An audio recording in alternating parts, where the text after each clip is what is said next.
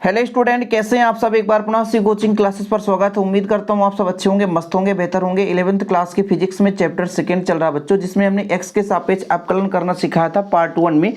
आज ये हमारा पार्ट 2 है बच्चों। आप लोग यदि पार्ट 1 नहीं देखे तो प्लेलिस्ट में आपको मिल जाएगा। ये चैनल स्पेशल 11th क्लास के लिए बना है और बच्चों आपको निरंतर वीडियोज प्रोवाइड हो रहे हैं, किसी दिन गैप हो जाता है, बाकी आपको निरंतर लगातार हर टॉपिक पर वीडियोज दे रहा हूँ छोटे छोटे लेक्चर के माध्यम से, ताकि आपको डाउट भी ना हो सके और ऐसे क्वेश्चन आए तो आपसे बनना चाहिए। वैसे यदि मैं एनुअल एग्जाम की बात करूं तो वहां पर अवकलन कभी नहीं पूछा जाता, लेकिन बच्चों आप जब थ्योरम करते हैं 11th क्लास के साथ साथ 12th क्लास में तो आपको दिक्कत आती है। वैसे यदि आप मैथ्स के सब्जेक्ट से हैं तो फिर आपको तो सीखना ही चाहिए, क्योंकि मैथ में आपका भरा पड़ा हुआ है अवकलन। चलिए, पहला हमारा क्वेश्चन है x के पावर 7 है sin x प्लस e की पावर x है। हमने पहला कराया था बच्चों, इसमें थोड़ा सा रिपीट करेंगे, इसलिए यहाँ पर हम पहला क्वेश्चन लेकर चलें। चलिए यहाँ पर देखिएगा, हम हल करते हैं। तो सबसे पहले अपन इसको बाई के बराबर मानते हैं बच्चों। जैसे माना बराबर आपके पास है बाई बराबर, माना बाई बराबर x की पावर 7 है प्लस साइन का x है और प्लस e की पावर x है। हमें किसके सापेक्ष करना है अवकलन बच्चों? x के सापेक्ष क्या करने पर? अवकलन करने पर। अवकलन करने पर x के सापेक्ष अवकलन करना है। अवकलन का फॉर्मेट क्या होता है? d/dx। सही है, किसका कर रहे हैं? बाई। अब इधर भी d/dx लगाना पड़ेगा, x के सापेक्ष कर रहे हैं इसलिए d/dx। x के power plus x power 7x plus sign x plus e की पावर x। अभी यहाँ तक तो कुछ भी नहीं है, अभी हमारा फॉर्मेट है कि क्वेश्चन ये देख रखा है, इसको बाई के बराबर कर लिया और x के सापेक्ष अवकलन करना है। अब बच्चों यहाँ पर ध्यान ये देना है कि यहाँ पे 3 पार्ट है, x की पावर 7 है, साइन x है, e के पावर x है और d/dx का मतलब तीनों का अवकलन हो रहा है। अब तीनों का अवकलन मतलब तीनों के साथ लगाना पड़ेगा। तो भाई साहब, जैसे निमंत्रण खाने लोग व्यक्ति आते हैं तो सबको हमें थाली देना पड़ता है, तो ऐसे ही जब निमंत्रण खाने आ ही गए तो सबको थाली हम दे ही देते हैं। ठीक है, d/dx और साइन x। हाँ, फार्मूला आपसे नहीं बन रहा है तो आप लोग जितना भी यहाँ पर यूज होगा उसको नोट कर लेना। अब देखो बच्चों, x के पावर n का फार्मूला होता है n x n-1। n का मान यहाँ पर 7 है। ठीक, साइन x का फार्मूला होता है अवकलन cos x और e की पावर x का e की पावर x। चूंकि यहाँ पर x के पावर n d/dx, इसका क्या होता है? n x n-1। ठीक है, ये चीज होता है बच्चों। अब ये 7 हो गया, x हो गया, 7 में घटा देंगे 6 हो गया, 7x घात 6 हो गया प्लस cos x तो cos x प्लस e की पावर x। आपका आंसर है, आपका आंसर है। ठीक है, इसके आगे कुछ है ही नहीं भैया, आंसर आ गया। x के पावर 7 था प्लस साइन x है प्लस e की पावर x है। आपका आंसर आ चुका है, x के सापेक्ष हमने अवकलन कर दिया है। चलिए दूसरे प्रश्न पर चलते हैं। दूसरा प्रश्न यदि हम गुणा को लेकर चलें, गुणा यदि जैसे आपके पास आ गया कि x के पावर 5 है, x के पावर 5 है और आपका बच्चों मान लीजिए 10x है, इसका अवकलन करना है। इसका क्या करना है? अवकलन। गुणा वाला अवकलन आपको पता है कैसे करना होता है? ठीक है, इसके बारे में हम चर्चा करेंगे। सबसे पहले क्या करना पड़ता है? माना बाई बराबर कितना बच्चों? x की पावर 5 इंटू 10x। x के सापेक्ष दोनों पक्षों में अवकलन करना है, तो वही चीज हम लिखते नहीं है बार बार। हिंदी एक बार हमने लिख दिया कि x के सापेक्ष दोनों पक्षों में अवकलन करने पर, तो आपका हो जाएगा d/dx। बाई है तो बाई रहने दो, d/dx यहाँ पर x की पावर 5 और 10x। गुणा में एक ऐसा फॉर्मेट बनाओ, जैसे मान लीजिए 2 व्यक्ति आ गए, दोनों व्यक्ति को प्रसाद वितरण करना है, तो एक साथ तो नहीं कर सकते प्रसाद वितरण। तो प्रसाद वितरण करने के लिए एक तरीका होता है। पहले एक को कहो भैया तुम साइड हो जाओ, हम एक को प्रसाद दे देते हैं। तो चलिए दूसरे को प्रसाद हमने दे दिया, पहले वाले को साइड किया, फिर बोले भैया अब तुम प्रसाद पा चुके हो, अब तुम बाहर हो जाओ। अब किसको देना? हमको पहले वाले को देना, तो x के पावर 5 को दे देना है। मतलब आप पहला फलन दूसरे का अवकलन प्लस दूसरा फलन पहले का अवकलन, ये फॉर्मेट है, ये सूत्र है। अब बच्चों यहाँ पर x के पावर 5 है तो रहने दीजिए। 10x का अवकलन क्या होता है? सेक स्क्वायर x प्लस का बच्चों 10x का 10x रहने दीजिए। x के पावर 5 है तो 5 सामने आता है और 5 में 1 घटाते हैं, तो यहाँ पर आपका आंसर कितना आ जाएगा जानते हैं? x के पावर 5 रहने दीजिए, सेक स्क्वायर x रहने दीजिए, 5 है ना बच्चों, x घात यहाँ पे 4 आ जाएगा और ये 10x आ जाएगा। ठीक है, ये आपका आंसर आ गया, यही तो आपका आंसर है, कुछ ही नहीं है। ठीक है, 2 क्वेश्चन क्लियर है। तीसरा क्वेश्चन हमारा भाग वाला सिस्टम चलेगा। देखिएगा, तीसरा क्वेश्चन हम भाग वाला करेंगे और भाग वाला भी पहली बार कर रहे हैं, इसके पहले हमने किया ही नहीं था। चलिए तीसरा प्रश्न है आज का, आप कैसे भी तीसरा कर लो ऐसा। हमारे पास y बराबर है, मान के चलता हूं e के पावर x अपान x। ये भाग वाला अवकलन कैसे करेंगे? तो भाई वही हमारा फॉर्मेट है dy अपान dx, और इधर बच्चों d अपान dx e के पावर x अपान x। अब इसको कैसे करें? तो यहाँ पर मैं एक फॉर्मेट बता देता हूँ, फार्मूला बता देता हूँ। f1 अपान f2 है, इसके लिए फार्मूला होता है, नीचे वाले को लिखेंगे d अपान dx पहले का अवकलन, फिर बीच में माइनस है बच्चों, पहले को बाहर रखेंगे d अपान dx f2, और नीचे जो भी है f2 है इसका हम वर्ग कर देंगे। चलिए ऐसे ही करते हैं। हमने कहा नीचे वाले को रखो ऊपर वाले का अवकलन, फिर माइनस रखो f1, यहाँ पर f1 ex है d अपान dx, और बच्चों f2 कितना है x, तो x रहने दो, ब्रैकेट लगा दो, बटा में बच्चों नीचे वर्ग, यानी जो आपका नीचे वाला है उसका वर्ग कर देंगे तो x का वर्ग हो जाएगा, तो x स्क्वायर हो जाएगा। ठीक है, बहुत ही सिंपल है भाई। e के पावर x का अवकलन e के पावर x होता है बच्चों, और यदि मैं कह दूं x का अवकलन कितना हो गया x के सापेक्ष, तो 1 हो जाएगा। उसका भी रीजन बताऊंगा, आप निश्चिंत रहें, उसका भी रीजन बताऊंगा। इसका आंसर आ गया, e के पावर x बाहर ले लो तो आपका बचेगा x माइनस 1 नीचे x स्क्वायर। इसका भी रीजन बताता हूं बच्चों। जैसे x के पावर 1 है, इसका अवकलन क्या होता है, 1 सामने आता है और आपका 1 घटता है, 1 गुणा x पावर 0, और किसी का घात आप 0 रखो तो उसका मान 1 होता है, तो 1 गुणा 1 बराबर 1 हो गया। इसलिए यहाँ पर हम 1 लिखते हैं, तो 1 लिखने की जरूरत है नहीं, 1 हम e के पावर x का गुणा करेंगे तो वही चीज़ आएगा। तो ये भाग वाला मेथड है बच्चों, ये भाग वाला मेथड है, जरूरी है, चीज़ें सीखना जरूरी है। ठीक है, चलिए अगला प्रश्न करते हैं अपन लोग। बहुत सारे प्रश्न होते हैं लेकिन आप लोगों के मन में डाउट ना रह जाए भाई। y बराबर मैं कहता हूँ बच्चों, आपके पास x के पावर 3 है, और यहाँ पर मैं लिख देता हूँ cosec x है, cosec x लिखने का मतलब ये है कि आप हर एक फार्मूला को थोड़ा सा रिवाइज कर लो। तो सबसे पहला फंडा तो यही होता है कि dy अपान dx लेना ही पड़ेगा अपने को, यानी x के सापेक्ष अवकलन कर रहे हैं। फिर बच्चों d अपान dx इधर हो जाएगा x के पावर 3 इंटू cosec x। ठीक, कैसे करते हैं बच्चों, पहला फलन दूसरे का अवकलन, ठीक है, फिर प्लस, गुणा में है ना, गुणा में, दूसरा फलन पहले का अवकलन। ठीक है, अब देखिएगा x स्क्वायर x क्यूब, तो x क्यूब रहने दो।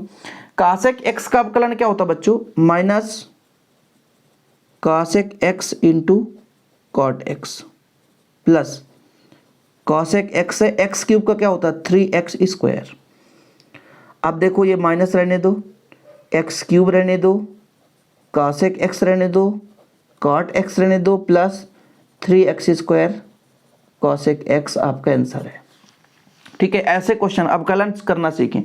वैसे आप जब बार बार प्रैक्टिस करते हैं ना तो ऐसे प्रश्न अपने से ही बना लेते हैं बच्चों, अलग से किसी चीज़ को सीखने की जरूरत नहीं रहती, अपने से ये सारे क्वेश्चन हम अपने से ही बना देते हैं, कोई दिक्कत नहीं रहती है। चलिए आगे चलें। अगला क्वेश्चन बड़ा ही लंबा क्वेश्चन आएगा लेकिन मज़ेदार क्वेश्चन है, भाग वाला ही क्वेश्चन है। देखिएगा अगला क्वेश्चन हमारा आज का 5वां है। y बराबर है बच्चों cos x अपान 1 प्लस साइन x। ठीक है, इसका हमको अवकलन करना है। चलिए कैसे अवकलन करेंगे बच्चों, dy अपान dx। ठीक, तो कितना हो जाएगा d अपान dx cos x अपान 1 प्लस साइन x। ठीक, अब करते क्या, भाग वाला मेथड क्या होता है, पहले हमको दूसरा फलन लेना है 1 प्लस साइन x, और पहले का अवकलन करना है cos x का, फिर बीच में क्या लगता है बच्चों माइनस, पहला फलन दूसरे का अवकलन यानी 1 प्लस साइन x, और डिवाइड में क्या करते हैं बच्चों दूसरा का वर्ग 1 प्लस साइन x का वर्ग। देखो कुछ भी नहीं, यदि आपसे फार्मूला बन रहा है तो आपको कितना भी कठिन दिया जाए आप आसानी से कर सकते हो। देखो बच्चों 1 प्लस साइन x है ना, इसको रहने दीजिए। cos x का क्या होता है यार, cos x का होता है सर माइनस साइन का x, ये माइनस साइन का x हो गया। फिर cos x है तो cos x रहने दो। एक का क्या होता है सर, अचर पद है 0, और साइन का क्या होता है सर, साइन का होता है cos x। ये लो भाई, चलने दो कहानी आगे की ओर। हमारा 1 प्लस साइन x का स्क्वायर, इसको थोड़ा सा हम सॉल्व करेंगे भाई, इतने में हमारा काम खत्म नहीं होता है। इसका गुणा करेंगे तो माइनस साइन का x हो जाएगा, और यहाँ पर गुणा करेंगे तो माइनस साइन का स्क्वायर हो जाएगा। फिर बच्चों आप इसका गुणा करो 0 आ जाएगा, इसका गुणा करोगे तो माइनस का कास स्क्वायर x आ जाएगा।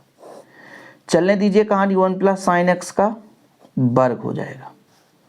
अब देखो बच्चों ये माइनस साइन एक्स है, रहने दीजिए, माइनस कॉमन ले दी दोनों से, तो अंदर हो जाएगा sine square x plus cos square x divide by बच्चों 1 प्लस साइन एक्स का स्क्वायर। ठीक है, 1 प्लस साइन एक्स का स्क्वायर। अब देखिएगा यहाँ पे आपका साइन एक्स है, sine square plus cos square बराबर कितना होता है, 1 होता है, सबको पता है। नीचे 1 प्लस साइन एक्स का होल स्क्वायर। इन दोनों में से कुछ कॉमन आ रहा है, माइनस कॉमन आ रहा है, माइनस एक कॉमन ले लो तो बचेगा 1 प्लस साइन एक्स।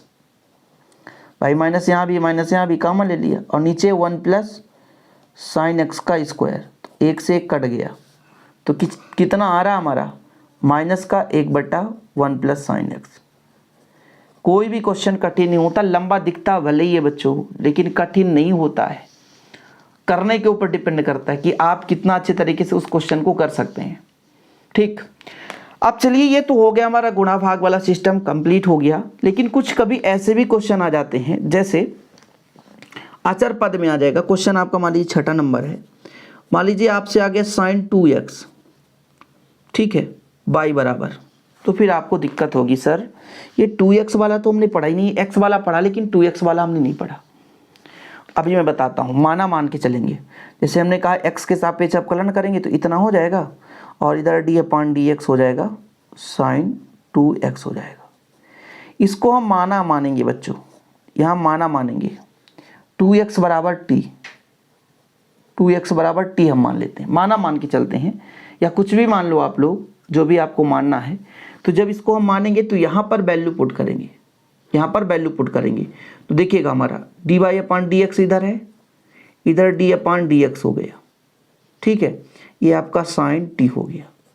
अब बड़ा लोचा हो गया यार, यहाँ पे t है, यहाँ पे x है, तो एक काम करता हूँ ना, यहाँ पर देखिएगा ना, यहाँ पे d है, यहाँ पे साइन t है, मैं कह दूँ कि इधर t और ऊपर भी t, गुणा कर सकता हूँ, और बटे में नीचे है तो dx इधर कर दिया, कोई दिक्कत नहीं है।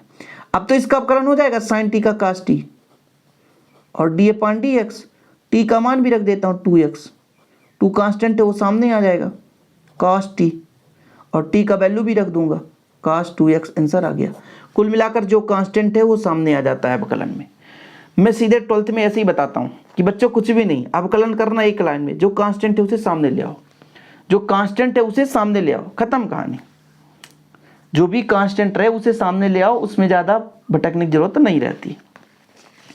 चलिए आगे चलें, ये क्लियर है, और आगे ऐसे 2-4 क्वेश्चन समझाएंगे तब क्लियर होगा, ऐसे ही आसानी से समझ में नहीं आता है। जैसे बच्चों आपके पास y बराबर, क्वेश्चन कितने हो गए, 6-7 हो गए। y बराबर आपके पास यहीं पे आपका मान लो कास हो गया, और इस बार x स्क्वायर हो गया, इस बार 2x था, इस बार वर्ग हो गया यार, x का स्क्वायर है, कास x स्क्वायर नहीं है, x का स्क्वायर है। अब क्या करेंगे सर, सेम प्रोसेस, मैंने कहा माना, अच्छा y बराबर तो है यार, कोई बात नहीं, मैं लिख दिया तो कोई दिक्कत नहीं। क्या करते हैं बच्चों, dy/dx, सबसे पहले x के सापेक्ष अवकलन करते हैं। इधर हो गया d/dx कास का x स्क्वायर। अब मुझे कास x का अवकलन पता है, लेकिन कास x स्क्वायर का अवकलन पता नहीं है, तो फिर मुझे क्या करना है, माना मानना है, x स्क्वायर बराबर t, माना तो माने हैं तो ठीक है सर, d/dx रखने देते हैं कास t। लेकिन बच्चों यहाँ पे t है, यहाँ पे x है, तो t का x के सापेक्ष अवकलन नहीं हो सकता, इसको भी t में बदलना होगा। तो देखिएगा कैसे बदलते हैं, हम dt का जबरदस्ती भाग किए हैं ना, जबरदस्ती भाग किए, तो यहाँ गुणा कर देते हैं, और भाग में dx था ही तो इसको ऐसे अरेंज कर देते हैं, dt से dt काट दें तो वही चीज़ मिल जाएगा। अब तो t का t के सापेक्ष अवकलन होगा, हो जाएगा, बिल्कुल होगा।